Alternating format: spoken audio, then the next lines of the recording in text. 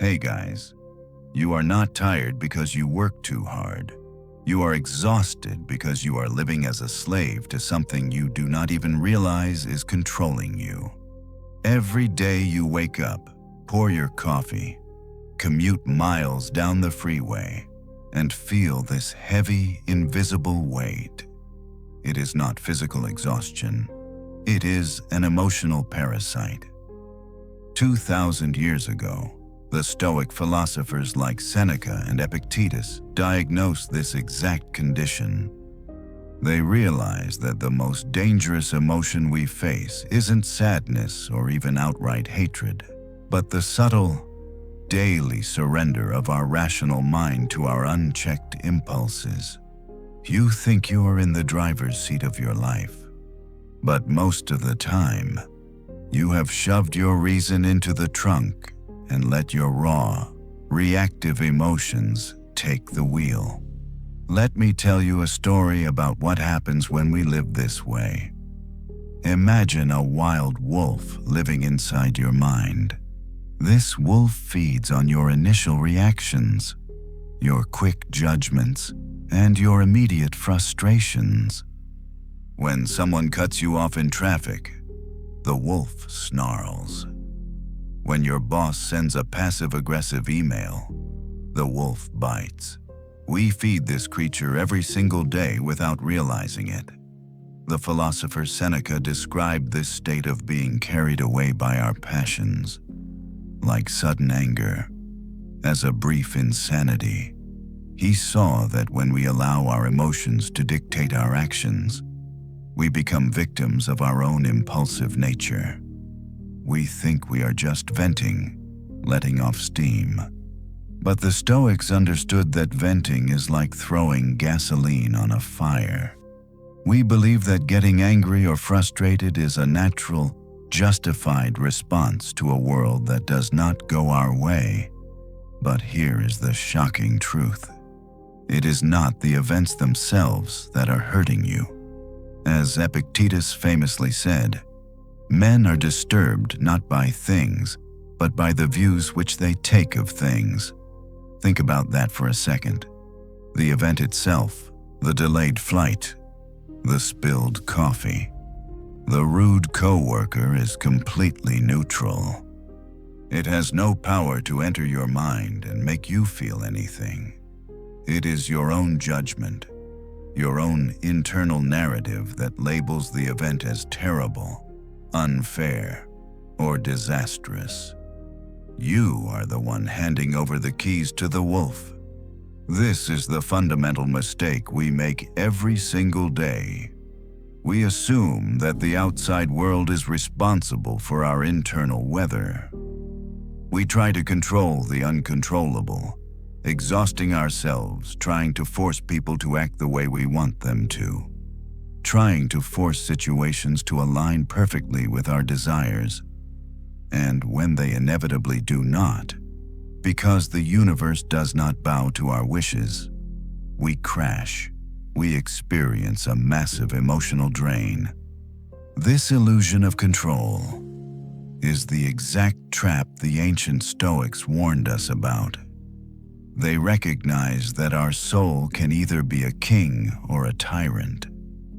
When reason rules, the soul is a king, protecting our well-being and maintaining inner peace. But when we let unchecked desires and frustrations take over, the soul becomes a tyrant, enslaving us to every passing whim and external provocation. You might feel like you are just navigating a stressful modern life in the US, paying bills, dealing with traffic, and trying to get ahead.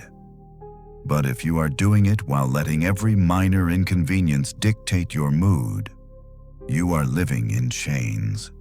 You are voluntarily handing over your freedom to any passerby who decides to insult you or any random event that does not go your way. If a person gave away your body to some passerby, you would be furious. Yet you hand over your mind to anyone who comes along, so they may abuse you, leaving it disturbed and troubled. Have you no shame in that? That is the real source of your exhaustion. But there is a way to take the wheel back, a way to cut the strings that are pulling you in 100 different directions.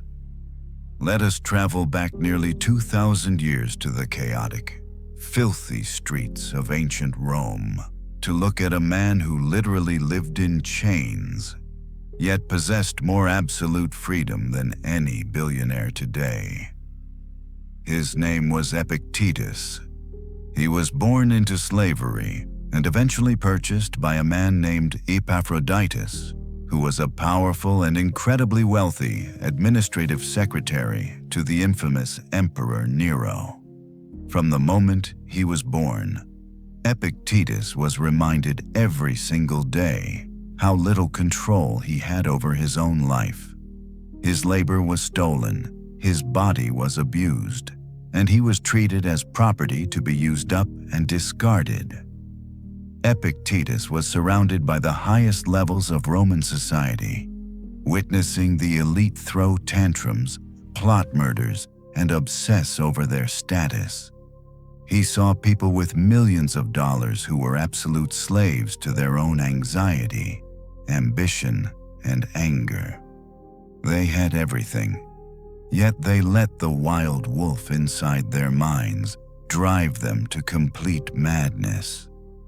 Epictetus, on the other hand, had absolutely nothing, but he decided that he would never surrender his mind.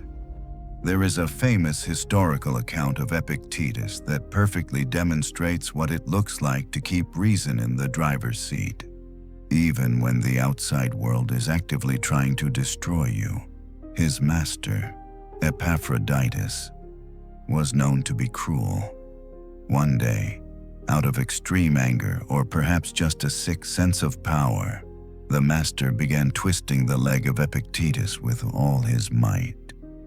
This is the exact moment where the wolf inside your mind or my mind would be snarling, panicking, begging, or screaming in rage. But Epictetus had spent his entire life practicing the daily discipline of his own perceptions. He calmly looked at his master and stated, in a completely even and steady tone, that if he kept twisting, the leg was going to break. The master ignored him and kept twisting until the bone finally snapped. Epictetus did not scream. He did not cry.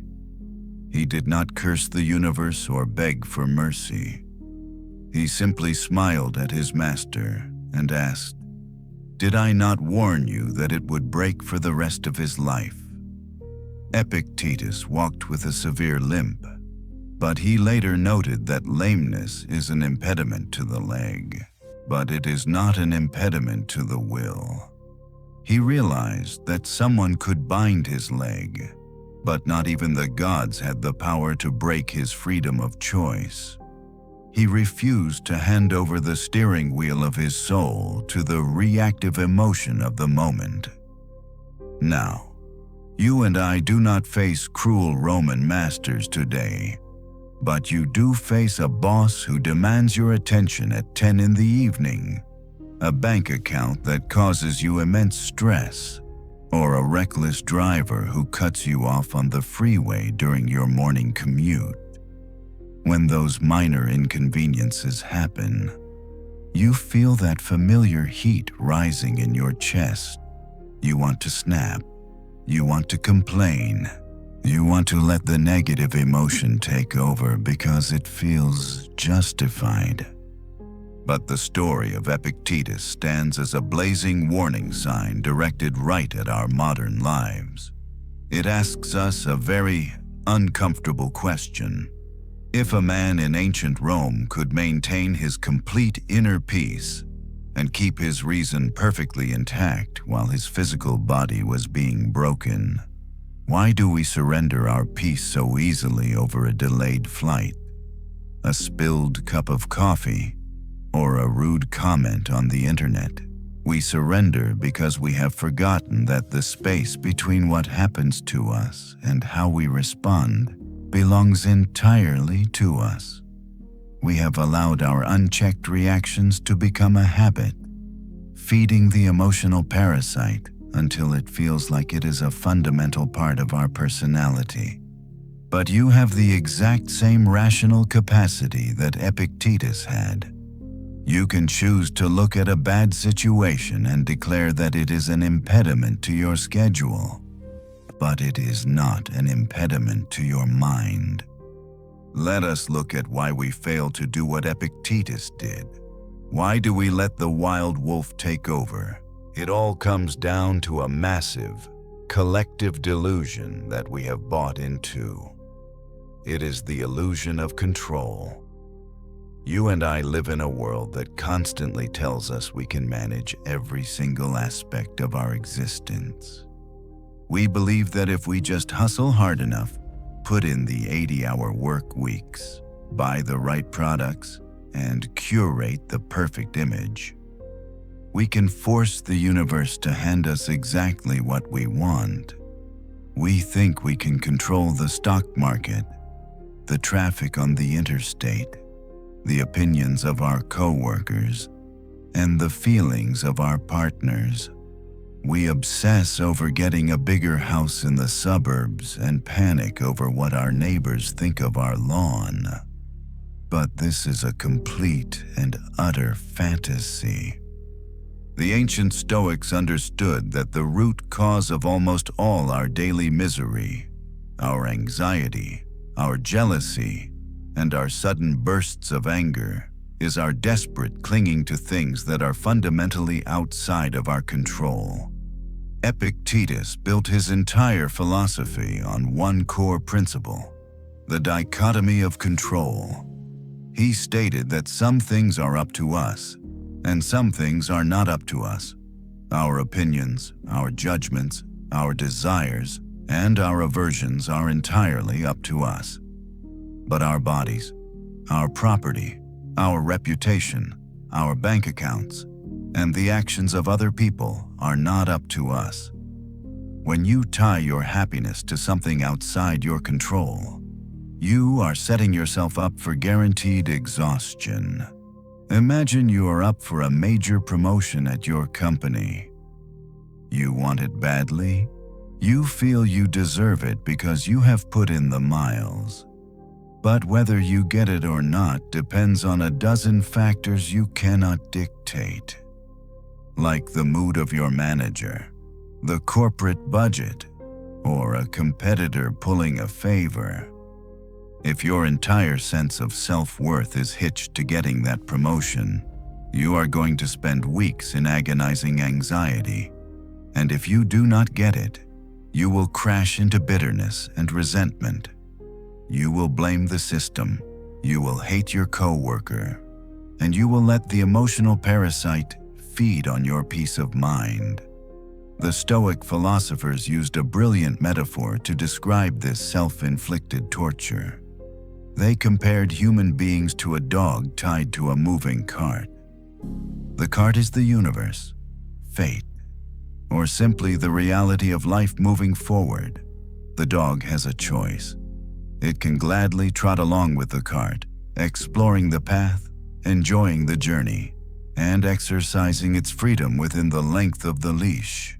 Or, the dog can dig its paws into the dirt, fight the forward motion, bark, snarl, and stubbornly resist.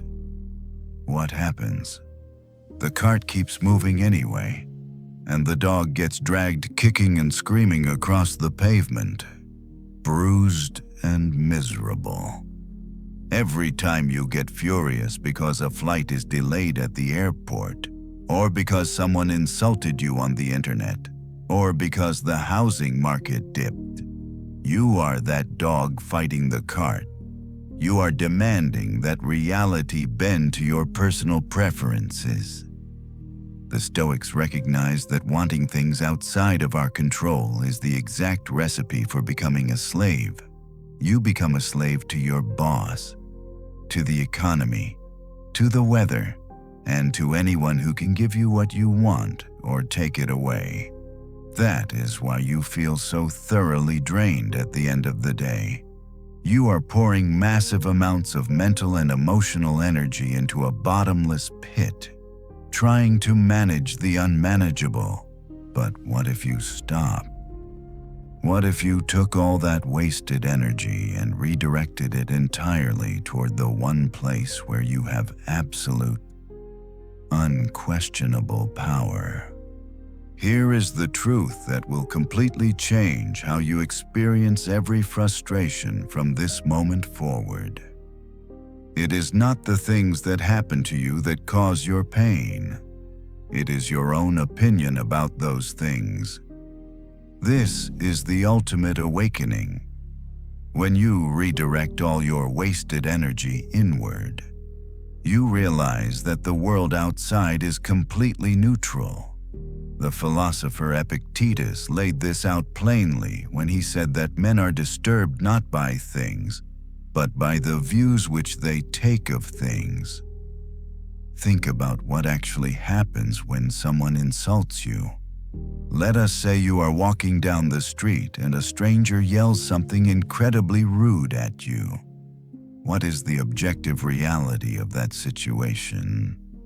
A person opened their mouth, expelled air, and created sound waves that traveled across a few feet of space and vibrated against your eardrum. That is all that physically occurred. Those sound waves do not carry tiny daggers. They do not have the physical capacity to enter your brain and inflict damage. The pain only begins when your mind takes those sound waves, translates them into words, and adds the subjective judgment that you have been attacked and diminished. You are the one who manufactures the feeling of being harmed. As Epictetus reminded his students, it is not the person who gives abuse or blows who affronts, but the view we take of these things as insulting. You must believe you are being harmed in order to actually be harmed. If you refuse to give your consent to the insult falls completely flat. The ancient Stoics loved to use the metaphor of a rock to explain this concept. Imagine walking up to a large stone on the ground and screaming your worst insults at it. You could curse at it, mock its shape, and tell it that it is utterly worthless. What does the rock do? It does absolutely nothing. It just sits there, completely unaffected, while you look like an absolute fool screaming at the dirt. The Stoics trained themselves to be like the rock when facing the cruelty or ignorance of other people. When someone tries to provoke you, they are handing you a psychological trap. If you get angry, if you let the wild wolf in your mind start snapping and snarling, you have fallen into their trap. You have validated their behavior and handed them the keys to your emotional state. But if you practice what the Stoics called the discipline of assent, you pause. You look at the situation objectively. You tell yourself that this person is acting on their own flawed impressions, which has absolutely nothing to do with your inherent worth. You realize that their harsh words are just sound waves, and you strip away the tragic narrative you usually attach to them. We do this with everything, not just insults. When a glass breaks, it is just a glass returning to its natural state of brokenness, but we add the judgment that it is a catastrophe. When a flight is delayed, it is just an airplane remaining on the tarmac, but we add the judgment that our entire day is ruined. We constantly layer our own dramatic stories over neutral events, and then we suffer because of the stories we wrote. The moment you strip away those added judgments, you strip away the suffering.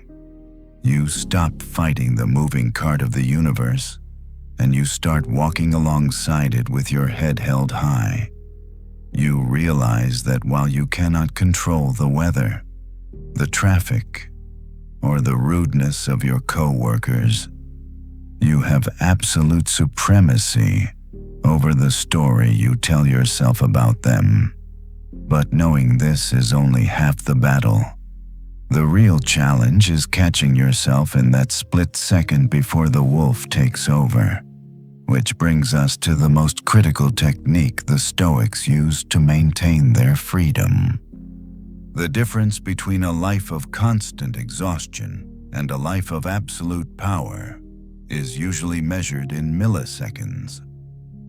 When you finally realize that the outside world cannot force its way into your mind, you are left with one massive challenge, which is catching the wild wolf before it actually bites.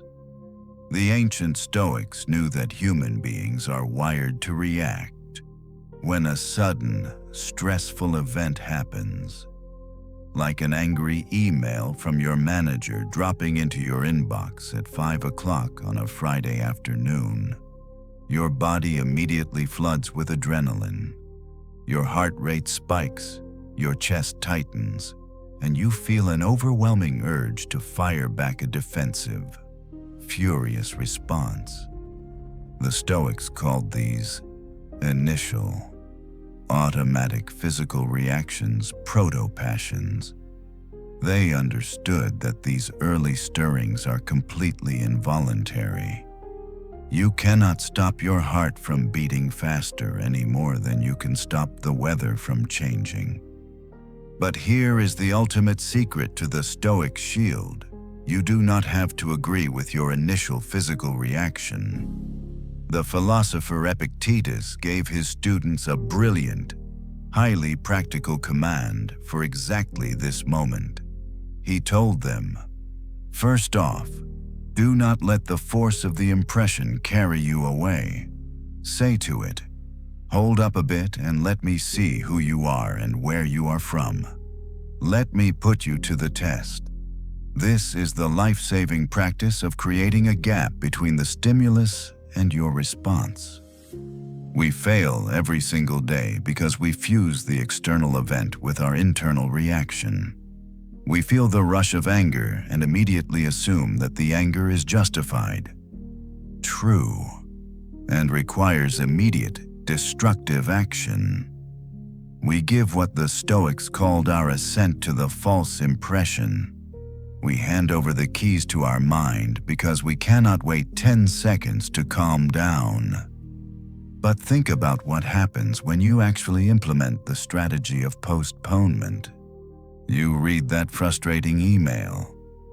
You feel the heat rising in your neck. But instead of letting the wolf take the wheel, you actively pause. You take a deep breath. You tell that immediate wave of panic to wait. You literally say to yourself, you are just an impression, and not at all what you seem to be. By forcing a deliberate delay, you give your rational mind the time it needs to step back into the driver's seat. You look at the email again and realize that it is not a catastrophic attack on your character, but just a poorly worded request from a stressed-out coworker who lives 50 miles away. The objective event did not change, but your perception of it did, simply because you refused to react instantly. Between the stimulus and your response, there is a space, and in that space is your absolute power to choose your response. The Stoics trained themselves to constantly expand that space. They used the tool of silence and time to their ultimate advantage. They knew that sudden anger and sudden anxiety are like fires that will rapidly burn themselves out if you simply refuse to throw more wood on them. Whenever you feel that sudden surge of negative emotion, your immediate goal is not to fight the feeling, but to delay the reaction. Count to 20. Walk away from your desk. Go get a glass of water, or simply take 5 deep breaths from your diaphragm. You must realize that your initial, panicked thoughts are not objective facts. They are just the wolf barking at the wind. By mastering this gap, you stop being a puppet manipulated by every passing inconvenience, and you become the undisputed ruler of your own inner citadel. But knowing how to pause is only effective if you can maintain your awareness. Which brings us to the subtle trap that causes most people to fail. But here is the real reason why we constantly fail, even when we know we are supposed to pause. It is a trap that is waiting for you at the grocery store, in the middle of a traffic jam on the interstate, or when you are opening your credit card bill. You let your guard down. You lose your attention for just 1 split second, and the wolf slips right past the gate. We tend to think that we can just turn our philosophical discipline on and off like a light switch. We tell ourselves that we will be perfectly rational and calm during the big presentation at the office, or when dealing with a major family crisis. But then we allow ourselves to get absolutely furious at the person who takes too long ordering their coffee at the drive-thru. We compartmentalize our reason. The ancient Stoics knew that this was a fatal mistake.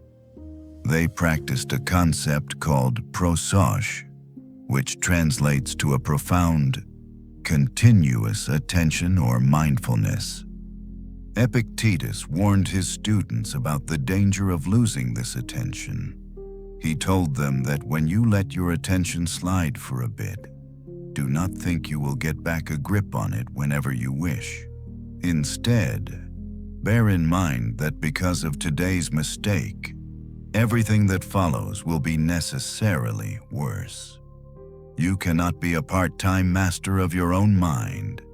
Every single time you give your assent to a false impression, every time you let a minor frustration completely ruin your next 10 minutes, you are actively training your mind to be weak. You are reinforcing a habit of immediate, unchecked reaction. Think about how much of your day is spent entirely on autopilot.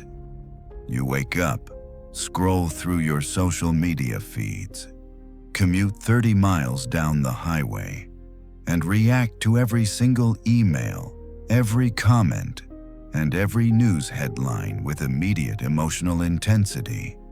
You are constantly agreeing with your first impressions without ever putting them to the test. A first impression is that initial, unfiltered thought that pops into your head the moment something happens. Your car gets a flat tire, and the first impression is that this is a complete disaster and your entire week is ruined. A coworker makes a vague remark, and the first impression is that they are actively trying to undermine your career. The trap is that we treat these initial, highly emotional impressions as objective facts rather than just flawed hypotheses. We forget that they are just ideas produced by our brain, not the reality of the situation itself. Prosoche is the art of standing guard at the door of your own mind. It is a continuous, unbroken vigilance. It is the self-consciousness which never sleeps. At first glance, this level of constant attention sounds exhausting. You might think that monitoring every single thought would completely drain you, but the reality is the exact opposite. Living on autopilot is what is actually draining your energy. When you do not pay attention, you are violently dragged through your day by every random external event. You become a puppet whose strings are pulled by the weather, the stock market, and the bad moods of total strangers. By practicing prosoche, you finally cut those strings. You stop treating every passing thought as a direct command from reality. When the thought arises that you have been deeply wronged by a rude cashier, you catch that thought at the door. You look at it objectively and remind yourself that the impression of being harmed is not the same thing as actually being harmed. You realize that the initial feeling of panic or sudden anger is just a temporary weather pattern passing through the sky of your mind. You do not have to invite that feeling inside. Offer it a comfortable chair and let it take over your entire house. But how do we actually handle these powerful feelings once they have already flared up? And how do we make sure that taming our emotions does not just turn us into cold, unfeeling stones? There is a massive misconception about Stoicism that has survived for 2,000 years. And it is the idea that to be a Stoic means you must become a cold, emotionless robot. People think of a character from a science fiction television show who operates entirely on pure logic and completely lacks human empathy. They assume that if you are practicing this philosophy, you are supposed to take that wild wolf inside your mind and lock it in a steel cage, starving it until it dies, effectively suppressing every single feeling you have. But this is completely wrong, and it is a guaranteed recipe for a psychological disaster. The ancient Stoic philosophers were brilliant psychologists, and they knew that suppressing human emotion is like trying to hold a beach ball underwater. Eventually, your arms will get tired, and that ball is going to explode to the surface with massive force. The philosopher Seneca was an incredibly wealthy man who advised emperors, and he engaged deeply with the world, fully experiencing joy, love, and grief. He and the other Stoics did not want to eliminate emotions. They wanted to domesticate them. They distinguished between natural, automatic physical reactions, which they called proto-passions, and the destructive, unchecked passions that ruin our lives. If you hear a loud explosion right behind you, your heart is going to race. You are going to jump. And you might feel a sudden spike of intense fear. A Stoic sage will experience that exact same physical reaction because it is a natural biological mechanism wired into our nervous system. You cannot stop yourself from blushing, and you cannot stop yourself from shedding a tear when you lose someone you deeply love. But the critical difference is what happens in the seconds following that initial reaction. While an untrained person takes that initial spike of fear or anger and feeds it with dramatic stories, throwing gasoline on the fire until it consumes them, the Stoic acknowledges the physical feeling without giving it their mental assent. They observe the wolf barking, but they refuse to open the gate and let it attack. This is the art of taming your emotions rather than suppressing them. Instead of pretending that you are not frustrated when your partner makes an irritating comment, you acknowledge the frustration, but you refuse to let it dictate your behavior. You do not yell, you do not storm out of the house, and you do not say something you will regret for the next 10 years. Seneca actually provided a highly practical physical technique for doing exactly this when you feel anger rising. He advised his students to actively do the exact opposite of what the anger is demanding. When you feel the heat in your chest and the urge to scream, you must deliberately relax the muscles in your face, lower the volume of your voice, and physically slow down your walking pace. By forcing your outward demeanor to remain calm, you send a powerful signal back to your brain, and your inward thoughts will gradually become influenced by your controlled physical state. You are not ignoring the emotion. You are actively managing it and preventing it from turning into temporary madness. This process of careful management makes room for what the Stoics called healthy passions. When you clear away the constant, exhausting static of irrational anger, petty jealousy, and chronic anxiety, you create a massive amount of mental space for profound joy, deep rational love for your family, and a genuine, unshakable cheerfulness. You transform the wild, destructive wolf into a loyal, protective companion. You stop being a victim of your own nervous system. And when you finally reach this level of emotional mastery, you unlock something incredible, something that gives you an almost unfair advantage in navigating the absolute worst tragedies that human life can throw at you. That unfair advantage is the profound realization that everything you fear losing is already slipping through your fingers, and that this realization is not a curse, but your greatest source of power. The ancient Stoics practiced a discipline known as memento mori, which translates to remember that you must die.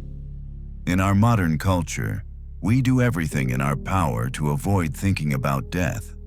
We spend billions of dollars on products to look younger. We hide our sicknesses, and we live our daily lives as if we have an infinite number of tomorrows guaranteed to us. But philosophers like Seneca and Marcus Aurelius intentionally looked death in the eye every single morning. They did not do this to be morbid or depressed. They did it because understanding your own mortality is the ultimate antidote to the emotional parasite that drains your energy. Think about the things that cause you the most anxiety right now. You might be terrified of losing your corporate job, failing to pay your 30-year mortgage, or being publicly humiliated on the internet. We let the wild wolf in our minds tear us apart over these possibilities. But when you zoom out and view your life through the lens of memento mori, you realize how incredibly trivial these worries actually are. When you truly accept that your time on this earth is painfully brief, you suddenly realize that you simply do not have the time to be enslaved by petty anger, chronic anxiety, or bitter jealousy. You stop caring about the rude driver on the freeway because you recognize that letting them ruin your day is a massive waste of your very limited existence. This brings us to the climax of Stoic philosophy, the absolute highest level of human freedom. Imagine that the absolute worst-case scenario actually happens to you. Imagine that the stock market crashes, you lose your career, your house is taken away, and you are left with absolutely nothing but the clothes on your back. Society tells you that you are ruined, that your life is over, and that you have every right to fall into a deep, miserable despair. But the trained Stoic looks at this catastrophic loss and remains completely calm. Why? Because they understand the greatest truth of the human condition. The world can take your money. People can destroy your reputation. A sickness can ravage your physical body, and a corrupt system can throw you into a dark prison cell. They can strip you of every single external comfort you have ever known. But no one, absolutely no one, can ever force you to surrender your mind. They cannot force you to be hateful. They cannot force you to act like a victim. And they cannot rob you of the freedom to choose your own attitude. The philosopher Emperor Marcus Aurelius ruled the largest empire in human history, commanding massive armies and possessing unimaginable wealth. Yet he wrote that his only true refuge was his own mind. He called it the inner citadel. He knew that the rational mind, when freed from unchecked passions and reactive emotions, is an impenetrable fortress. When you finally stop tying your emotional stability to the unpredictable behavior of the outside world, you become completely untouchable. You are no longer a puppet waiting for the universe to pull your strings. You realize that you hold the ultimate authority over your own psychological experience, even in the face of complete devastation. You retain the supreme power to decide exactly what that devastation means to you. You can choose to see it as a curse that ruins you, or you can choose to see it as the ultimate opportunity to prove the unbreakable strength of your character. This ultimate opportunity is the exact moment you realize you have been living your entire life as a marionette. For decades, you have walked around with invisible strings attached to your arms, your legs, and your mind. One string is tied to your bank account. Another is tied to the approval of your manager. Another to the opinions of strangers on the internet. And yet another to the unpredictable flow of traffic on the interstate. Every single time the universe tugs on one of those strings, you dance. When someone insults you, they pull a string, and you automatically react with anger. When a financial setback happens, the economy pulls a string, and you automatically collapse into anxiety. You have allowed the external world to be the absolute puppet master of your emotional state. The philosopher Emperor Marcus Aurelius wrote extensively about this tragic human condition in his private journals. He commanded himself to stop being pulled like a puppet by every passing impulse, and to stop complaining about his present fortune or dreading the future. He understood that true freedom is the deliberate, conscious act of taking a pair of scissors and cutting every single one of those invisible strings. It means looking at the person who is trying to provoke you and realizing that they cannot make you angry unless you voluntarily hand them the strings to your mind. Cutting the strings is not an act of ignoring reality or pretending that bad things do not happen.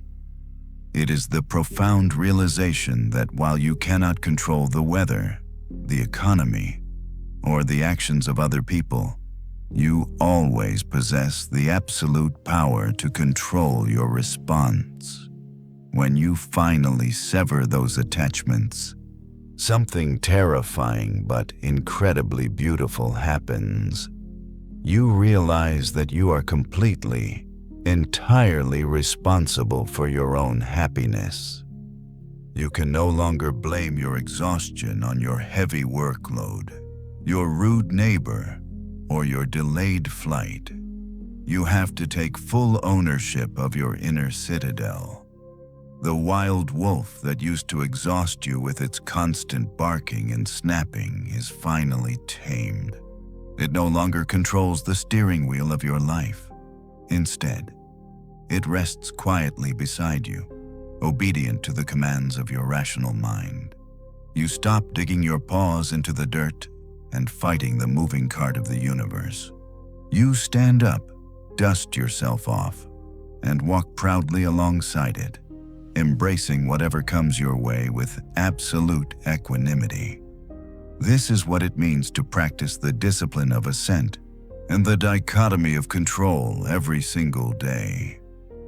You stop demanding that the world conform to your specific, fragile expectations, and instead, you demand that your own character remains strong and unbreakable. regardless of what the world throws at you. You recognize that every single obstacle, every frustration, and every piece of bad luck is actually just raw material for you to practice your philosophy. The things that stand in your way literally become the way. You transform from a fragile victim of circumstance into an impenetrable fortress of peace. You will still face heartbreaks. You will still encounter difficult people, and you will still experience physical pain. But those things will remain on the outside. They will knock on the door of your mind, but they will never again be able to force their way inside without your permission. You are no longer tired because you have stopped wasting your precious, limited energy trying to manage the unmanageable. You have reclaimed your sovereignty. The next time you feel that familiar heat of frustration rising in your chest, the next time you feel the urge to snap at a minor inconvenience, remember the power you hold in that tiny space between the event and your reaction.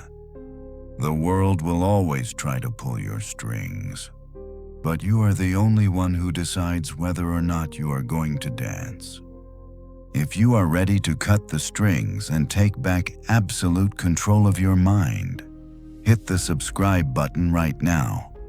Do not let another single day go by where you voluntarily hand over your inner peace to the unpredictable outside world.